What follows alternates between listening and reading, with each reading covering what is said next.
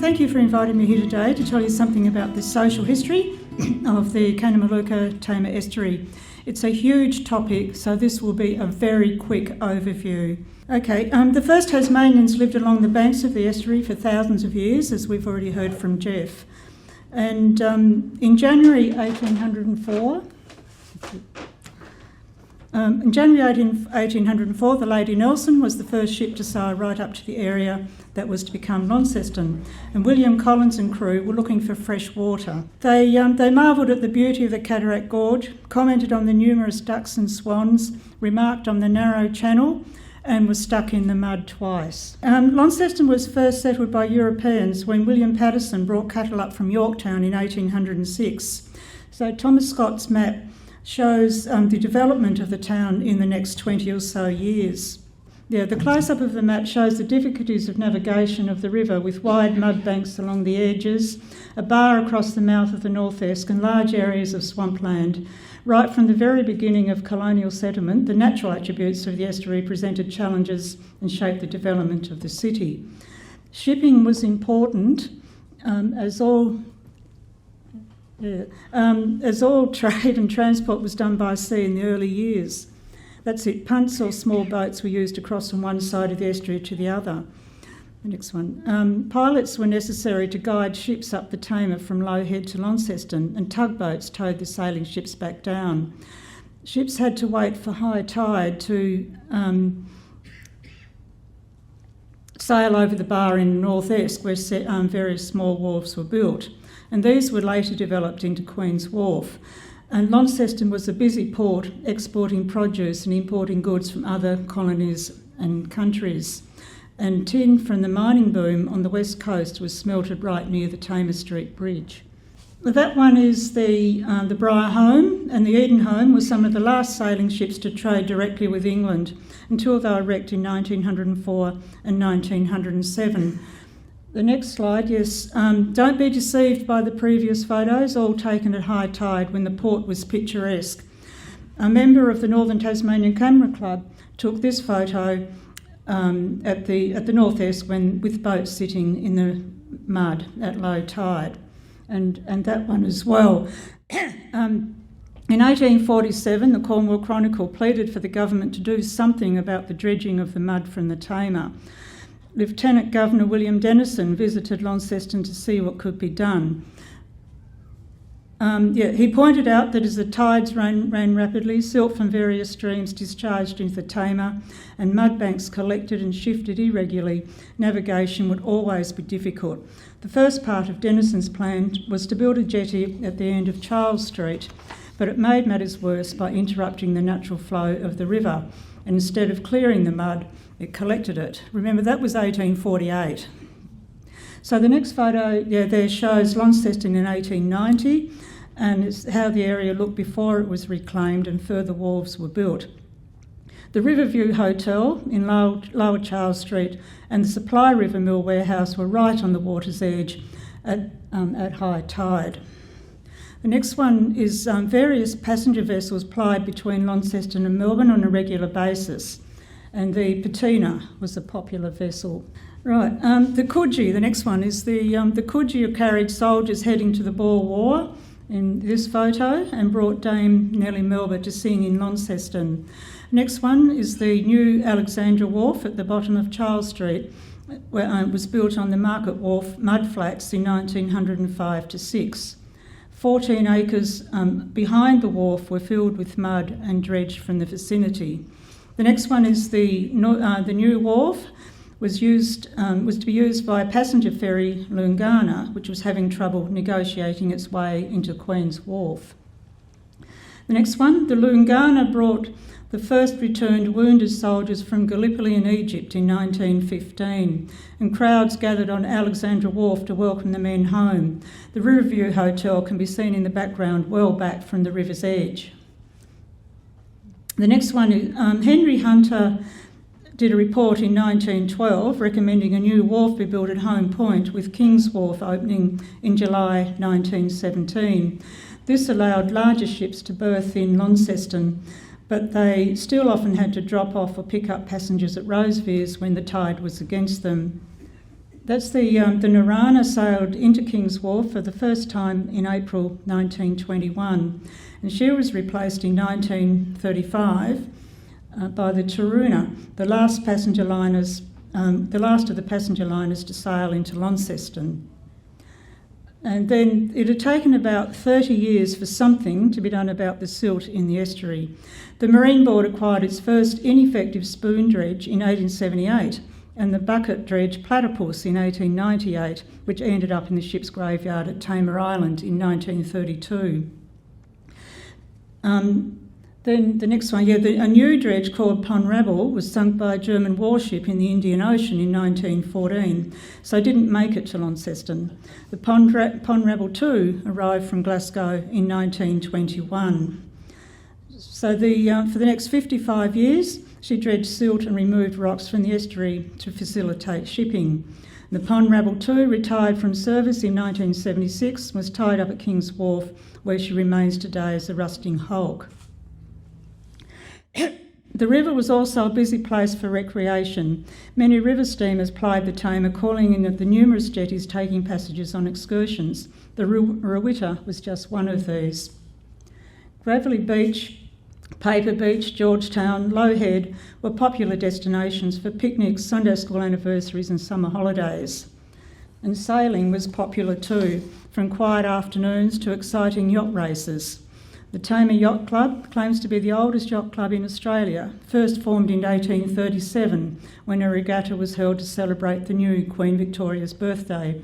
The modern club was formed in 1880. The old Tamer Yacht Club, perched right on the water's edge, the previous one was at low tide with the Margaret Street sewer on the right, and the present clubhouse is in those trees, but this is another photo of the yacht club at higher tide and at a later date. So a regatta was held on the Tamer in 1830, but from 1840 it was hoped that they would become an annual event. The editor of the Cornwall Chronicle wrote that the narrowness of the Tamer, the mudflats and the tides made it very difficult for any inexperienced person to take part in the water. There was some difficulty getting another regatta organised, but by 1853 they were underway again at Stevenson's Bend. The mud and tides continued to cause problems or amusing mishaps, but the regattas were popular. The first rowing club on the Tamer appears to have been the Tamer Boating Club, which formed in 1870, but as they couldn't find anyone to challenge them, they folded. A club with the same name started again in July 1876, but amalgamated with the Northern Tasmanian Rowing Club in April 1877 to form the Tamer Rowing Club. Their first shed was built in 1877 on the old ferry house site in Old Punt Road, close to the South Esk Bridge. So that's the North Esk Rowing Club, was formed in 1899. Their sheds were opened in October 1900. The rowers competed against visiting teams in regattas and the Henley-on-Tamer. So the next photo shows is steamboats and motorboats took crowds of people out onto the water to get a closer look. In this case, the Henley-on-Tamer in 1935. And school rowing was a popular sport. A Launceston Church grammar crew was seen here heading towards Kingsbridge in 1911. Back then, rowing was only for men and boys. So we'll do the next one. And bathing, regarded as unseemly, was undertaken by men in the first basin, but ladies may have been offended by seeing naked men frolicking in the water, calls were made for the council to provide swimming baths closer to the city. It took many years, it took many years, but the council finally chose the spot for public baths between Rich's Mill and the Margaret Street sewer. They were opened in 1885, but only for men and boys. The walls were made from wooden battens filled with mud and soon began to bulge. Going back, I'm sort of... because I was... sort of go back a bit, because I'm saying the 1893 photo was taken after it was damaged in a big flood. As you can see, there's no end wall there. And the council had arranged for Mr Ritchie to supply fresh water from the mill, but this fell through and they had to wait for the tide to come in to make use of the baths. So of course they were never very successful. With polluted river water and changing depths, they were unhealthy and dangerous. By 1913 they were no longer used and in a dilapidated state. And this, if we go on a bit, next one. Yeah, there. That's how it was in 1933, the bath site. And then Kings Park was proclaimed as a public reserve 6 years later. And I've written an article about the baths that will be in the Sunday Examiner. And you get a bit more detail. Now, this is the members of the South East Swimming Club, known as the Tadpoles, giving a diving display of Kingsbridge in 1915 to raise money for the General Hospital. So the Royal Park foreshore was many years in the making. The military barracks were located here and became the invalid depot for elderly people. The depot grounds were a popular place for recreation, and you may be able to make out a bandstand on the higher ground. And the newly built Queen Victoria Museum and Art Gallery can be seen to the left of the fire tower. So the next one, the beaches of sorts have come and gone along this stretch of the Tamer. Boats were sometimes beached here just north of the yacht club. The next one, there was a long-running dispute over who owned the foreshore, the council or the Marine Board. Because the Marine Board had reclaimed so much of it, they considered themselves to be the owners and were reluctant to hand it over to the council just in case they wanted to use it for more wharves or to inspect their vessels. The council slowly developed the foreshore into a beautiful public park. It was named Royal Park in 1912 after the Invalid Depot closed. Now, if we go just back one, that one there. The Royal Park Beach was an idyllic spot to relax in 1933, but it was not natural and required a lot of work and expense. The fine sand was brought in from Georgetown, Low Head or Swan Point by the Marine Board barge and placed on the foreshore. So the next one, every couple of years the beach would be washed away in a flood and the process had to be undertaken again. Groins, which you can see there, in the last one, on the left-hand side you can see the groins were placed on the beach to try to stop the sand from washing away, but it was only partially successful. The mud then washed over the beach at high tide and settled on top of the sand. So the next one, the Great Flood of 1929 was one of the most devastating natural events to affect the estuary since colonisation. And the Riverview Hotel was once more on the waterfront. Cleaning up the estuary of logs and debris was one of the first things to be done around the wharves when the water had receded. And channels were cut to allow the floodwaters to escape from Inveresk into the river. Convicts were given this task back in the 1840s to drain the swamp before it was reclaimed for development.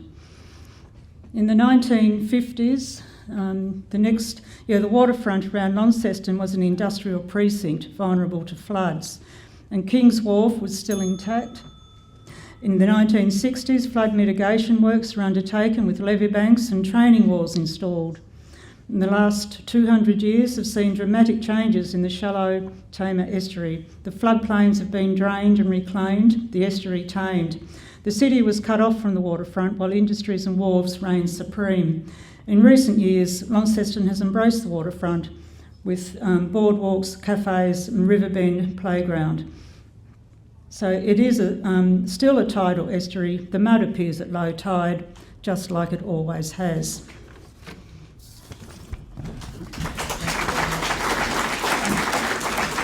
Thank you.